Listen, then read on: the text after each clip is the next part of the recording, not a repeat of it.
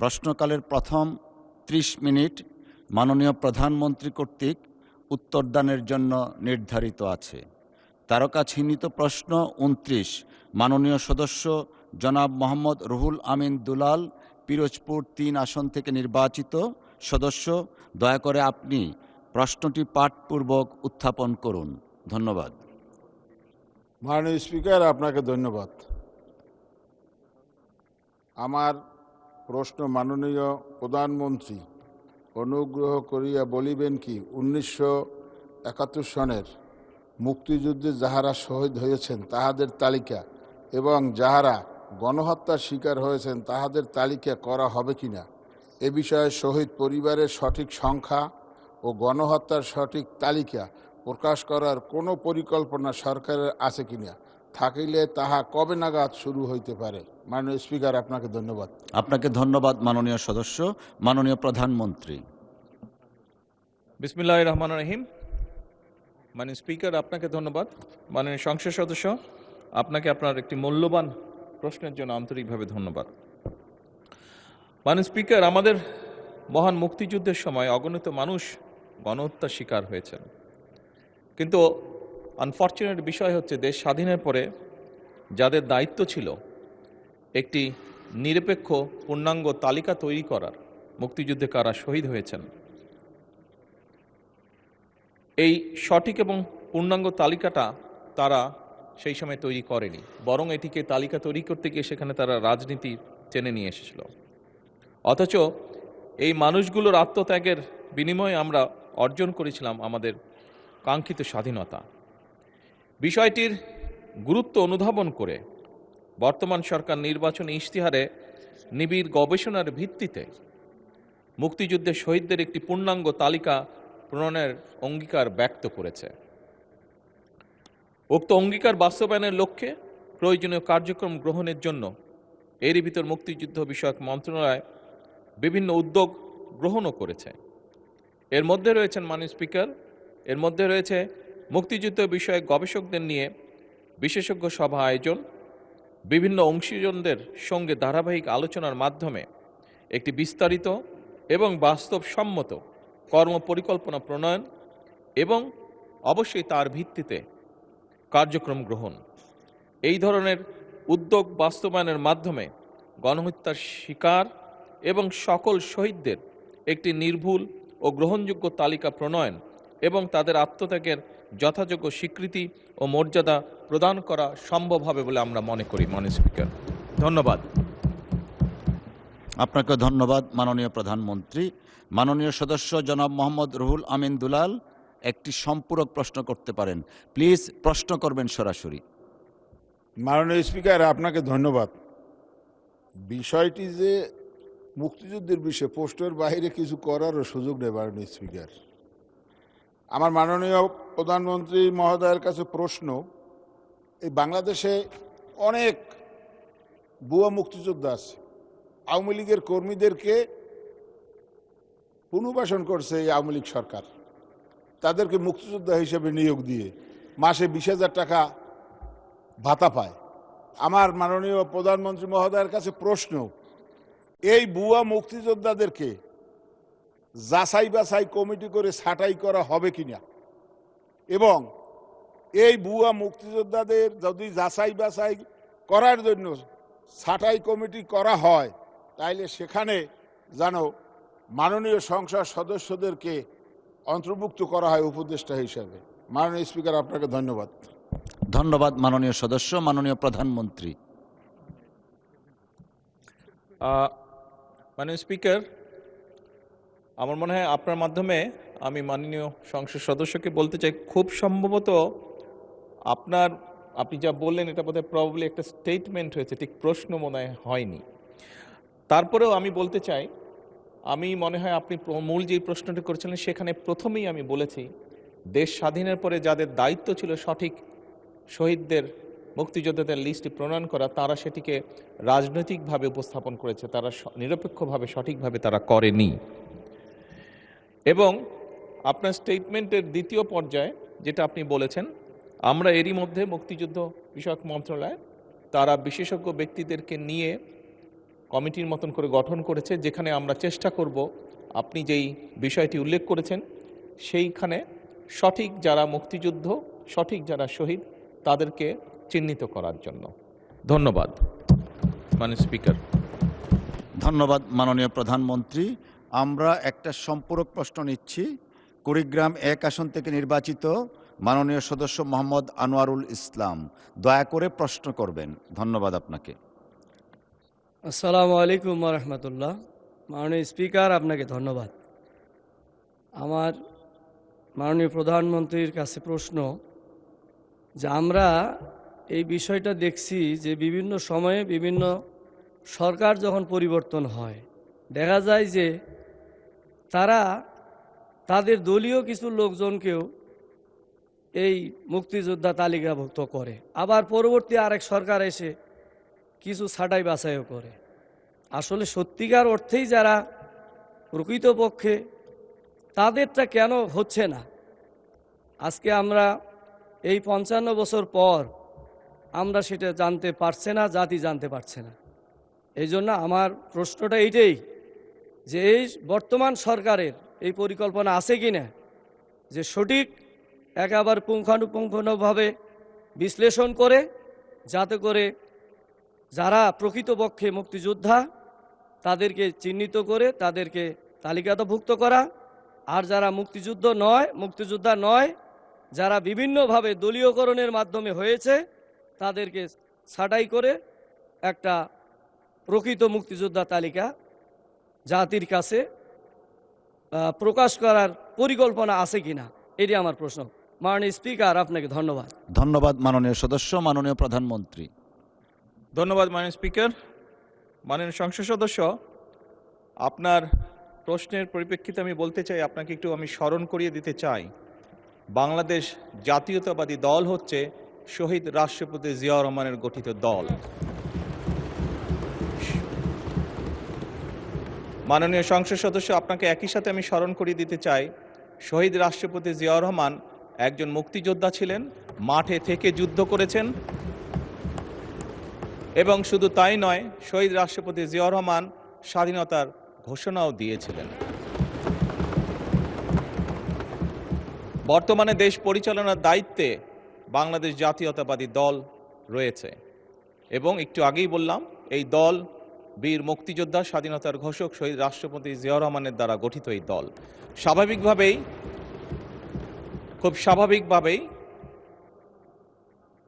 বাংলাদেশ জাতীয়তাবাদী দল বিশ্বাস করে মনে প্রাণে যে মুক্তিযোদ্ধা এবং মুক্তিযুদ্ধের প্রতি তাদের দায়িত্ব, পবিত্র একটি দায়িত্ব রয়েছে, এবং সে কারণেই আমি একটু আগেই আমার মূল প্রশ্নে এবং একই সাথে সম্পূরক প্রশ্নে আমি বলেছিলাম যে যাদের দায়িত্ব ছিল দেশ স্বাধীনের পরে একটি সঠিক নিরপেক্ষ তালিকা তৈরি করা মুক্তিযোদ্ধাদের, তারা সেটি করেনি। পরবর্তীতেও বিভিন্ন সময়ে এই লিস্ট তৈরিতে বিভিন্ন রকম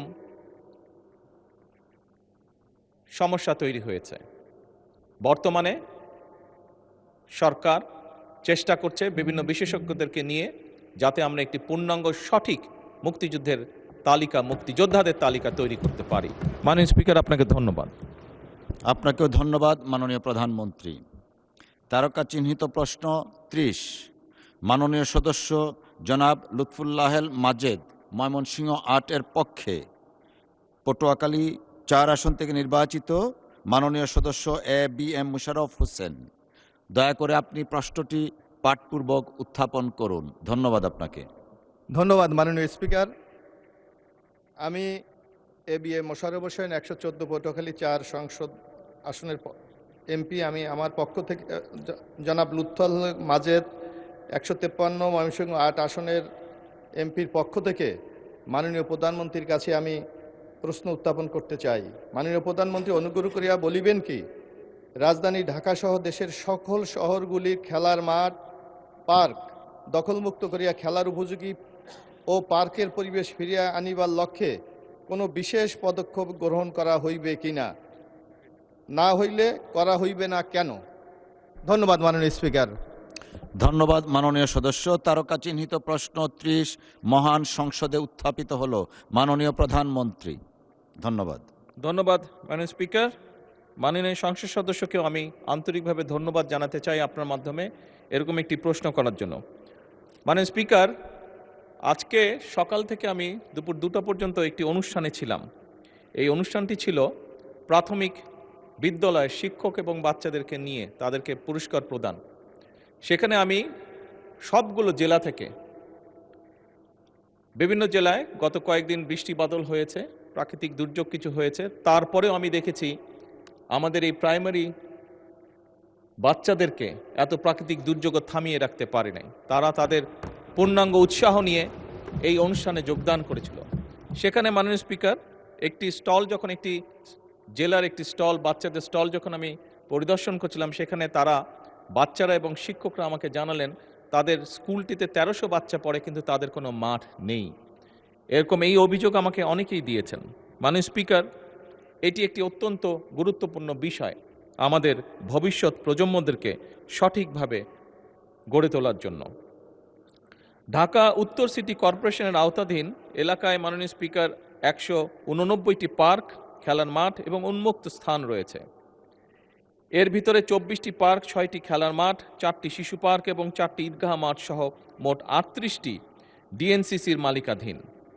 উক্ত স্থাপনার নিরাপত্তা নিশ্চিতকল্পে পার্ক এবং খেলার মাঠসমূহে নিরাপত্তা প্রহরী নিয়োগ, প্রয়োজনীয় বৈদ্যুতিক বাতি স্থাপন, সিসিটিভি স্থাপন এবং জনসচেতনামূলক কার্যক্রম পরিচালনার উদ্যোগও এর ভিতর গ্রহণ করা হয়েছে।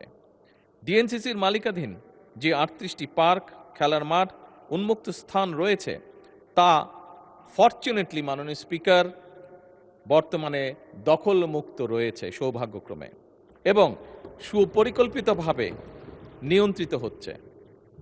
ইতিমধ্যেই 20টি পার্ক, 4টি খেলার মাঠ, 2টি শিশু পার্ক, 2টি ঈদগাহ মাঠ উন্নয়ন কার্যক্রম সম্পন্ন করা হয়েছে। জাতীয় গৃহায়ণ কর্তৃপক্ষ এবং রাজুক সহ অন্যান্য সংস্থার মালিকাধীন অবশিষ্ট 151টি পার্ক, খেলার মাঠ, শিশু পার্ক, ঈদগাহ মাঠ এবং উন্মুক্ত স্থান পর্যায়ক্রমে উন্নয়ন করা হবে। মাননীয় স্পিকার, ঢাকা সিটি কর্পোরেশন আওতাধীন খেলার মাঠ এবং পার্কসমূহে অবৈধ দখলদারদেরও উচ্ছেদ করার প্রস্তুতি নেওয়া হয়েছে। মাননীয় স্পিকার, ভবিষ্যতেও খেলার মাঠ এবং পার্কসমূহে অবৈধ দখলদারদের উচ্ছেদ কার্যক্রম চলমান থাকবে। মাননীয় স্পিকার, উল্লেখ্য যে বর্তমান সরকার দায়িত্ব গ্রহণের পর থেকেই দেশের খেলাধুলার মান বৃদ্ধি করার চেষ্টা করছে, এবং আপনি জানলে আনন্দিত হবেন যে এটিতে আমরা মোটামুটিভাবে আলহামদুলিল্লাহ অনেকাংশে সফলও হয়েছি। একই সাথে মাননীয় স্পিকার, শিশুরা খেলার মাঠেও খেলাধুলা করছে। গত 20শে জানুয়ারি মাননীয় স্পিকার একটি খেলার উদ্বোধন করেছি, যেখানে সারা বাংলাদেশে প্রাইমারি স্কুলের ফাইনাল খেলায় আমি অংশগ্রহণ করেছিলাম, উদ্বোধন করেছিলাম, এবং সেই খেলাটির আগে ফাইনাল পর্যায়ে আসার আগে পর্যন্ত সারা বাংলাদেশে প্রাইমারি স্কুলের 11 লক্ষ ছেলে এবং 11 লক্ষ মেয়ে ফুটবল প্রতিযোগিতায় অংশগ্রহণ করেছিল। মাননীয় স্পিকার, মাননীয় স্পিকার, দক্ষিণ সিটি কর্পোরেশন কর্তৃক সর্বদা খেলার মাঠ এবং ফুটপাত হতে অবৈধ দখল উচ্ছেদ করার কাজ চলমান রয়েছে। ভবিষ্যতেও আমরা এই ধারাটিকে অব্যাহত রাখতে চাই। ঢাকা সিটি কর্পোরেশন অধিক ক্ষেত্রে সিটি কর্পোরেশন এবং অন্যান্য সংস্থার মালিকাধীন 256টি পার্ক এবং খেলার মাঠ রয়েছে। উক্ত খেলার মাঠ এবং পার্কসমূহের অবৈধ দখলদারদের উচ্ছেদও করা হয়েছে। মাননীয় স্পিকার, বর্তমানে ঢাকার দক্ষিণ সিটি কর্পোরেশনের অন্তর্ভুক্ত বিভিন্ন খেলার মাঠ এবং পার্কের উন্নয়ন কার্যক্রম চলমান রয়েছে। এর ভিতরে 35 নম্বর ওয়ার্ডস্থ Manitola park, Shahid Motiur Rahman park, Gulistan park, Motijheel park, Nawabganj park, Osmani উদ্যান, যাত্রাবাড়ি শিশু পার্ক, ইসলামবাগ বশিরউদ্দিন পার্ক, শাহবাগ শিশু পার্ক, হাজী আব্দুল আলিম খেলার মাঠ, রসুলবার্গ পার্ক খেলার মাঠ, জোড়পুকুর খেলার মাঠ, বাসাবো খেলার মাঠ, সাদেক হোসেন খোকা খেলার মাঠ, দক্ষিণ গোড়ান সুলতান ভুইয়া ঝিলপাড়া খেলার মাঠ, বাসাবো বালুর মাঠ, দক্ষিণ বাসাবো গজমহল শিশু পার্ক, হাজিরবাগ পার্ক, আলিমগড় খেলার মাঠ ইত্যাদি উল্লেখযোগ্য। মাননীয় স্পিকার, গাজীপুর সিটি কর্পোরেশনের আওতায় খুব অল্প সংখ্যক খেলার মাঠ রয়েছে দুঃখজনকভাবে। তবে বিভিন্ন শিক্ষা প্রতিষ্ঠান এবং ধর্মীয় প্রতিষ্ঠানের আওতায় কিছু খেলার মাঠ রয়েছে। উক্ত মাঠসমূহ রক্ষণাবেক্ষণের জন্য সিটি কর্পোরেশন কিছু আর্থিক বরাদ্দ এবং উন্নয়ন কার্যক্রম পরিচালনা করা হচ্ছে। গাজীপুর সিটি কর্পোরেশন আওতায় 8টি জোনে 8টি খেলার মাঠ এবং 57টি ওয়ার্ডে 57টি খেলার মাঠ করার একটি পরিকল্পনা সরকারের রয়েছে।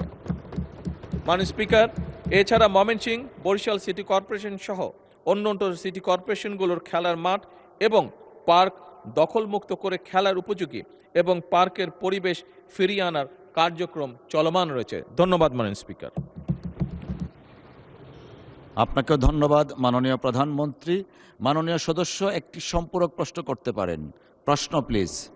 আমি ধন্যবাদ জানাচ্ছি আমাদের মাননীয় প্রধানমন্ত্রীকে যে আগামী দিনে একটি সুস্থ প্রজন্ম গড়ে তোলার জন্য উনি যে পদক্ষেপ নিচ্ছে, আমি মনে করি বাংলাদেশের জন্য একটা ইতিবাচক পরিবর্তন বয়ে নিয়ে আসবে। আমি একটু স্মরণ করতে চাই, আমরা যখন ছাত্র ছিলাম 1978 সালে আমাদের নেতা শহীদ রাষ্ট্রপতি জিয়াউর রহমান যখন বাংলাদেশ পরিচালনার দায়িত্বে, তখন আমরা দেখেছিলাম ঢাকাতে প্রেসিডেন্ট গোল্ড কাপ প্রবর্তন করেছিলেন, যেটা ওই সময় একটা ব্যাপক আলোড়ন তৈরি করেছিল। আমি মাননীয় প্রধানমন্ত্রীর কাছে প্রশ্ন রাখতে চাই, আগামী দিনে বাংলাদেশকে আন্তর্জাতিকভাবে তুলে ধরার জন্য এই ধরনের কোনো আন্তর্জাতিক প্রতিযোগিতা বাংলাদেশে আয়োজন করার আপনার কোনো পরিকল্পনা আছে কি না? ধন্যবাদ মাননীয় স্পিকার। ধন্যবাদ মাননীয় সদস্য। মাননীয় প্রধানমন্ত্রী। ধন্যবাদ মাননীয় স্পিকার। ধন্যবাদ মাননীয় সংসদ সদস্য। প্রেসিডেন্ট গোল্ড কাপ আপনি যেটা বললেন, আপনার এই কথার পরিপ্রেক্ষিতে অবশ্যই আমরা বিষয়টি আলোচনা করে আমরা উদ্যোগ গ্রহণ করতে পারি। তবে আপনার জ্ঞাতার্থে আমি জানাতে চাই, মাননীয় স্পিকার, পুরো সংসদকে আমি জানাতে চাই, একটু আগে যেই কথাটি আমি বলেছি যে গত কিছুদিন আগে প্রাইমারি স্কুল লেভেলে বাচ্চাদের ছেলে এবং মেয়ে উভয়ে একটি ফুটবল ম্যাচ অনুষ্ঠিত হয়েছে, যেটি প্রায় 22 লক্ষ বাচ্চা অংশগ্রহণ করেছে। ইনশাল্লাহ আগামী বছর থেকে প্রাইমারি স্কুলের বাচ্চাদের জন্য আমরা প্রাইম মিনিস্টার্স গোল্ড কাপ শুরু করতে যাচ্ছি। এটি প্রাইমারি স্কুল এবং পর্যায়ক্রমিকভাবে আমরা সেকেন্ডারি স্কুলেও ইনশাল্লাহ এটিকে নিয়ে যাব। এইটি মোটামুটি সিদ্ধান্ত হয়েছে। মাননীয় স্পিকার, ধন্যবাদ আপনাকে। ধন্যবাদ মাননীয় প্রধানমন্ত্রী। আমরা একটা সম্পূরক প্রশ্ন নিচ্ছি। কুমিল্লা 4 আসন থেকে নির্বাচিত মাননীয় সদস্য মোহাম্মদ আবুল হাসনাত, দয়া করে প্রশ্ন করবেন। ধন্যবাদ। ধন্যবাদ মাননীয় স্পিকার। আমাকে মাইক দিয়ে দিস। ধন্যবাদ মাননীয় স্পিকার। মাননীয় স্পিকার, আপনার অনুমতিক্রমে আপনি যদি অনুমতি দেন, এটা যেহেতু সাপ্লিমেন্টারি কোয়েশ্চেন সেশন, মাননীয় প্রধানমন্ত্রী ইতিমধ্যেই এই সাপ্লিমেন্টারি কোয়েশ্চেনের সময়ে মাননীয় প্রধানমন্ত্রী অন্য বিষয়ে প্রশ্নের উত্তর দিয়েছেন। আপনি যদি অনুমতি দেন তাহলে মাননীয় প্রধানমন্ত্রীকে খেলার মাঠ ব্যতীত মাননীয় প্রধানমন্ত্রী তো সব বিষয়ই হচ্ছে না, I got to stop you. Okay, fine. Supplementary question মূল কোশ্চেনের সাপ্লিমেন্টারি, অর্থাৎ ধারাবাহিকতা থাকতে হবে খেলার মাঠ সংক্রান্ত বা খেলাধুলা সংক্রান্ত। না, এর মধ্যেই থাকতে হবে, যে কারণে বললাম প্রশ্ন সম্পূরক। Thank you. না, এই বিষয়ে প্রশ্ন নেই। থ্যাংক ইউ মাননীয় speaker. You are very welcome. So আমরা যেহেতু উনি ডিক্লাইন করলেন,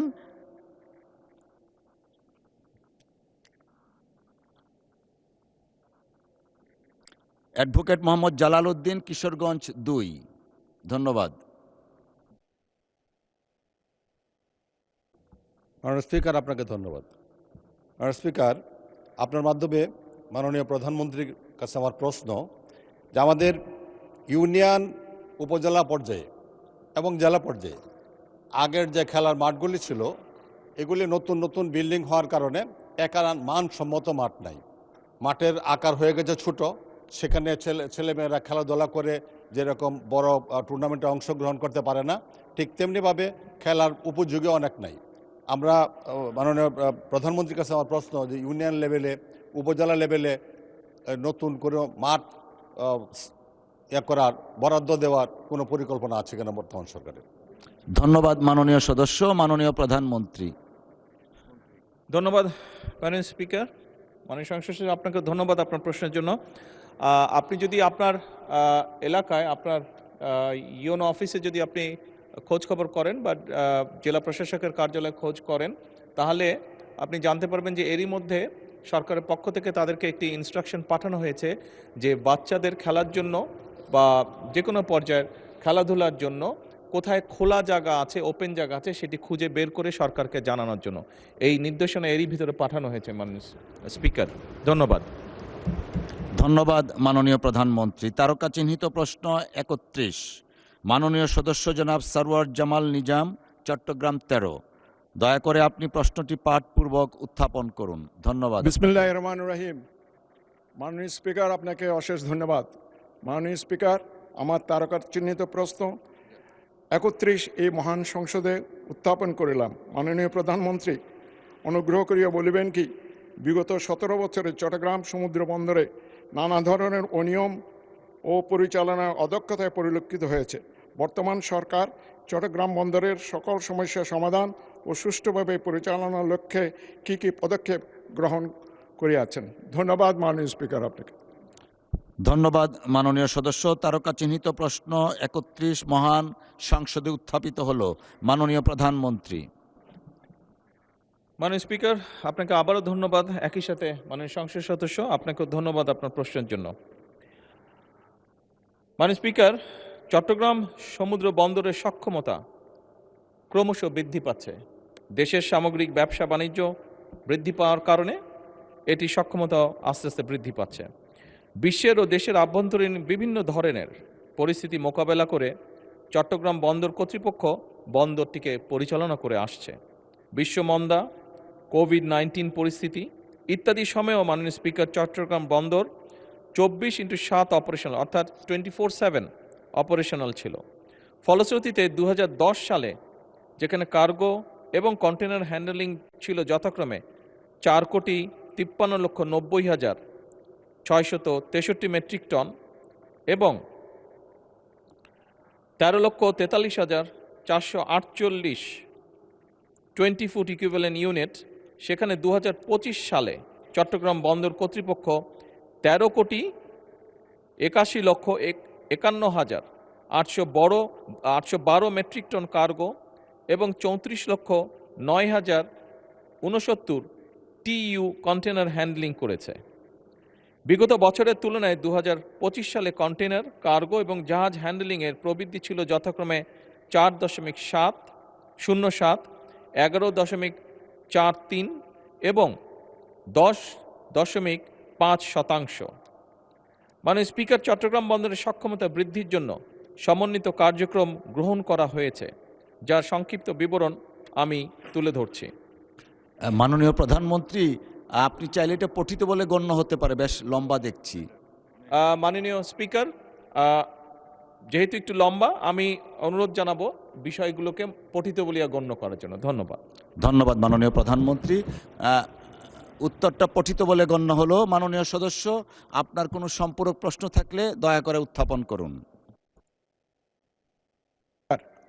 আপনাকে অশেষ ধন্যবাদ। মাননীয় প্রধানমন্ত্রী, বাংলাদেশের অর্থনৈতিক ক্ষেত্রে চট্টগ্রামের অবদান শতকরা 47%। এই ক্ষেত্রে চট্টগ্রাম বন্দরের ভূমিকা অত্যন্ত গুরুত্বপূর্ণ। বিগত সরকার দলীয়করণের মাধ্যমে চট্টগ্রাম বন্দরকে রাজনৈতিক হাতিয়ার হিসেবে বানিয়েছিল। বর্তমান গণতান্ত্রিক সরকার বিশ্বের এক আধুনিক বন্দর হিসেবে চট্টগ্রামকে করা কী কী পদক্ষেপ নিয়েছেন এবং সাথে সাথে যে বিগত সরকার বে টার্মিনালের নামে, সমুদ্র বন্দর করার নামে কোটি কোটি টাকা অপচয় করে অসমাপ্ত অবস্থায় এটা ফেলে গেছে, এই প্রেক্ষিতে আমি মাননীয় প্রধানমন্ত্রীর কাছে জানতে চাচ্ছি, এই বে টার্মিনাল এবং চট্টগ্রাম বন্দরকে আধুনিকরণ করার জন্য কি কি বর্তমান গণতান্ত্রিক সরকার পদক্ষেপ নেবে? ধন্যবাদ মাননীয় স্পিকার আপনাকে। ধন্যবাদ মাননীয় সদস্য। মাননীয় প্রধানমন্ত্রী। ধন্যবাদ মাননীয় স্পিকার। মাননীয় সংসদ সদস্য, আপনাকে ধন্যবাদ। আপনি যে প্রশ্নটি করেছেন, ডিটেলটা এই মুহূর্তে আমার কাছে নেই। আপনি নোটিশ দিলে আমি আপনাকে ডিটেলটা জানাতে সক্ষম হব। তবে বে টার্মিনাল এটার বাস্তবায়নের পরিকল্পনা তো আমরা নিয়েছি। আপনাকে আমি বলতে পারি যে বে টার্মিনালটা চালু হলে পরে অবশ্যই এটার একটা উপকারিতা সামগ্রিকভাবে অর্থনীতি এবং দেশ পাবে। মাননীয় স্পিকার, বে টার্মিনালটা চালু হলে বড় আকারের যে আমাদের মাদার ভেসেল সরাসরি চট্টগ্রাম বন্দরে ভিড়তে পারবে। এখন নাব্যতার জন্য অনেক সময় বড় জাহাজ আসতে পারে না, এবং যখন বড় জাহাজগুলো, মাদার ভেসেলগুলো আসবে, এর ফলে স্বাভাবিকভাবে ট্রান্সশিপমেন্ট ব্যয় বা খরচ অনেক কমে আসবে। একই সাথে মাননীয় স্পিকার, বড় জাহাজগুলি আসার পরে এবং বে টার্মিনাল চালু হলে পরে আমদানি রফতানি বাণিজ্যের গতি বৃদ্ধি পাবে এবং স্বাভাবিকভাবে যেহেতু ব্যবসা বাণিজ্যে বা আমদানি রফতানির গতি বৃদ্ধি পাবে, এটি জাতীয় অর্থনীতিতে একটি বড় ইতিবাচক ভূমিকাও রাখবে। মাননীয় স্পিকার, ধন্যবাদ। ধন্যবাদ মাননীয় প্রধানমন্ত্রী। আমরা একটা সম্পূরক প্রশ্ন নিচ্ছি। ঢাকা 5 আসন থেকে নির্বাচিত মাননীয় সদস্য মোহাম্মদ কামাল হোসেন। ধন্যবাদ। দয়া করে প্রশ্ন করবেন প্লিজ। মাননীয় স্পিকার, আপনাকে ধন্যবাদ। মাননীয় প্রধানমন্ত্রী, আমি আপনার এই প্রশ্ন পর্বে আজকে সুযোগ পেলাম, যদিও আগে অনেক চেষ্টা করেছি, আমি শুকরিয়া আদায় করছি।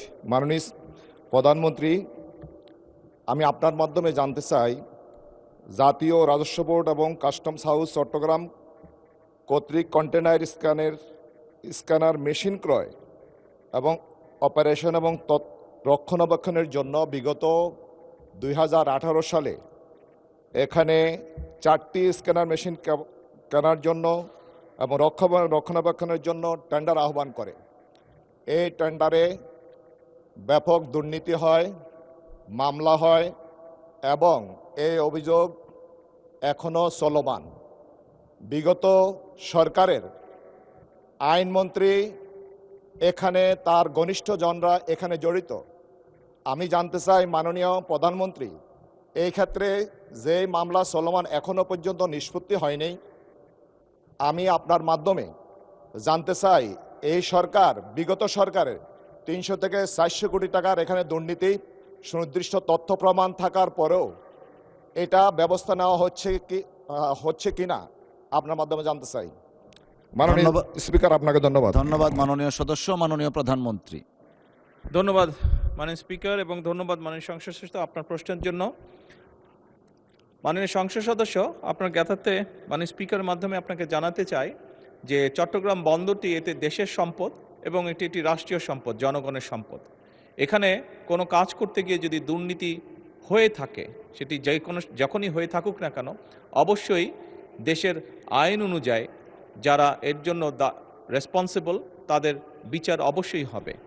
এবং একই সাথে আমাদের সরকারের প্রচেষ্টা থাকবে যে কোনো জায়গায় রাষ্ট্রীয় সম্পদের অপচয় যেন না হয় এবং একই সাথে আমাদের প্রচেষ্টা থাকবে যে দুর্নীতি মুক্ত একটি পরিবেশ পর্যায়ক্রমিকভাবে গড়ে তোলা। ধন্যবাদ মাননীয় স্পিকার। আপনাকেও ধন্যবাদ মাননীয় প্রধানমন্ত্রী। মাননীয় সদস্যবৃন্দ, মাননীয় প্রধানমন্ত্রীর জন্য নির্ধারিত প্রশ্ন জিজ্ঞাসা ও উত্তর পর্ব এখানেই শেষ হলো।